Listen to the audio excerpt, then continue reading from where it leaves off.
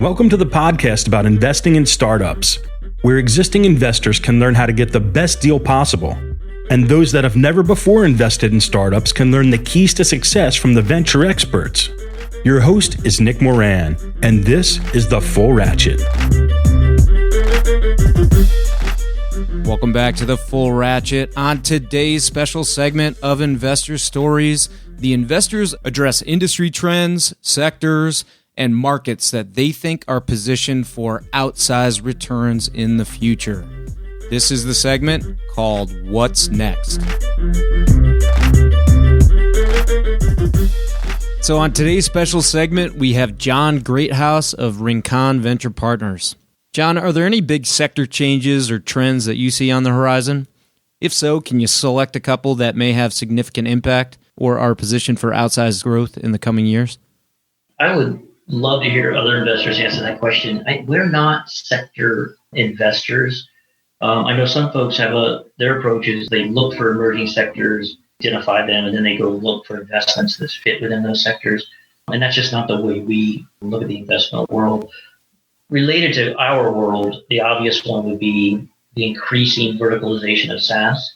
Yep. So that other solutions that, we could both sit here and probably rattle off 20 different sectors, which a couple of years ago wouldn't be considered viable SaaS opportunities, and now they are for a variety of reasons. So that's happening in our industry. We see it all the time. One company that we just invested in called Simple Legal is a good example of that. They have a Web 3.0, whatever the hell we're on now, approach to managing your legal spend. Some of the players in that market are really dinosaurs, quite frankly, where they're very old school, very monolithic, very expensive, require a lot of customization and implementation. And they have a tool that you can use on your smartphone, like it's all the way from the general counsel all the way down to an AP clerk. They can all use the software. It's the kind of software that we're all getting used to now. It's not this clunky, ASCII-looking piece of crap from 15 years ago. And, we're cutting the knees out from under these guys because it's, we're better in a lot of ways, but we're also that ease of use and making it work on devices that we're all using all the time goes a long way. So there's a lot of companies that are taking that approach. Another one that I don't know if this is a trend everybody's aware of, but Rainforest QA is leveraging the crowd to perform quality assurance for companies. About 30,000 testers all over the world, where they break QA tests down to very, very simple steps, sort of yes, no, A/B steps. And that allows for ongoing. So these are companies that are doing continuous updates to their software, which is kind of everybody now. Used to be we did these every 2 weeks, then we did them every week, and now it's just all the time. And so that's an interesting coupling of the crowd with a very simple, easy-to-use interface for the company. So you can't expect a company to manage 30,000 testers. We have to do that for them with our software, and they're doing extremely well. That's a deal we did with Jason Limpkin and Storm, just a great company. On today's special segment, we have John Medved. John, are there any big sector changes and or thermals that you see on the horizon? And if so, can you pick one or a couple that you think will have significant impact?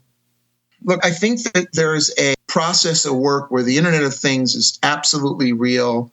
And while there's a lot of hype around it, I think that the hype is justified. And you take the Internet of Things and all the data that it's going to throw off, and then that's going to lead into additional big data and additional analytics and additional smart systems. I think that the opportunities going forward are just huge, because right now you've got so many pieces of the puzzle in place for enabling the next generation of entrepreneurial activity to really rock and roll.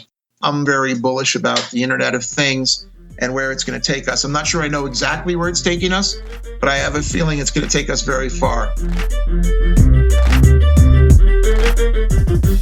On today's special segment, we have John Houston. John, I suspect you're going to love this question, but are there any big sector changes or trends that you see on the horizon? And if so, can you highlight a couple and the impact that you think it's positioned for? No. I don't have the self-confidence that the upright bipeds with opposable thumbs who occupy Earth are very good at being visionaries or forecasting this business. And I say that because there's always somebody. Once you know the answer and you look back, you can always find somebody who saw it coming. You always overlook the tens of thousands who didn't see it coming, and therefore they're not newsworthy. Yep. So you can always find that visionary. But if you really track the track records of the visionaries, it's pretty stunning how many times they've been wrong. The problem, or the reason they're successful, is because we want visionaries. It sells. It's very comforting to think somebody has this figured out. I just don't think there's adequate evidence that somebody has this figured out consistently. And so I don't spend any time trying to guess what the next cool thing is, even if I thought I had the intellect or the technological expertise. So my answer is no. Well, I guess when you're betting on teams first, then that's the most critical thing to evaluate anyway. Well, I'm not suggesting you can't look at particular areas and realize that they're on a roll, but seeing what's coming around the corner that's going to be hot. I mean, just look back at Fisker and all the VCs who put hundreds of millions of dollars in Fisker, and it was a really cool thing until it wasn't. And yet you can look at Tesla, and there are a lot of people who say that really is a cool thing. Well, at a high level, it's somewhat similar, is it not? So you could say that alternative energy transportation is a really cool thing. Yeah, I agree with that. But who's going to be successful in it, I couldn't possibly figure out. That will wrap up this installment of Investor Stories. Head over to thefullratchet.net to leave a comment, sign up for the newsletter, or find resources discussed on any of the episodes.